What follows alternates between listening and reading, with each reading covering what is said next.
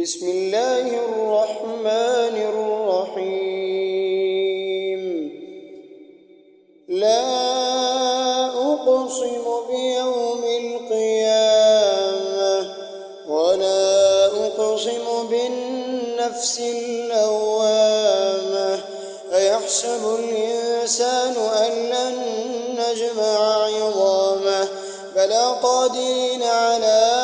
أن نسوي بنانه بل يريد الإنسان ليفجر أمامه يسأل أيان يوم القيامة فإذا برق البصر وخسف القمر وجمع الشمس والقمر يقول الإنسان يومئذ أين المفر كلا لا وزر إلى ربك يومئذ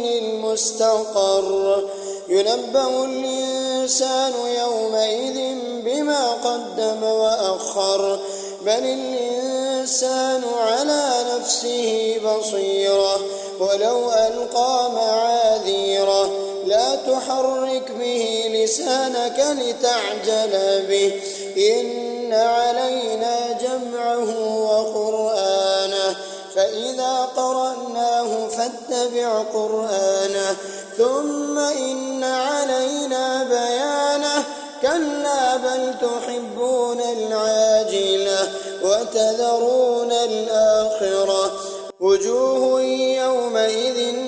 ناظرة إلى ربها ناظرة ووجوه يومئذ باصرة تظن أن يفعل بها فاقرة كلا إذا بلغت التراقي وقيل من راق وظن أنه الفراق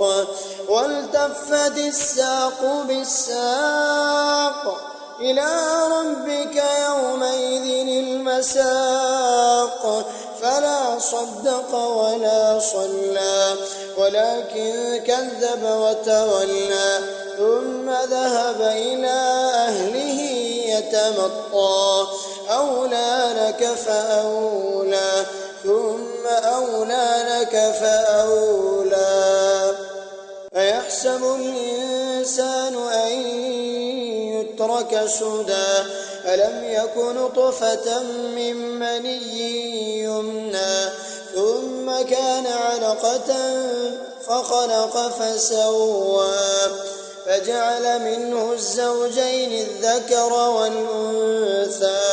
أليس ذلك بقادر على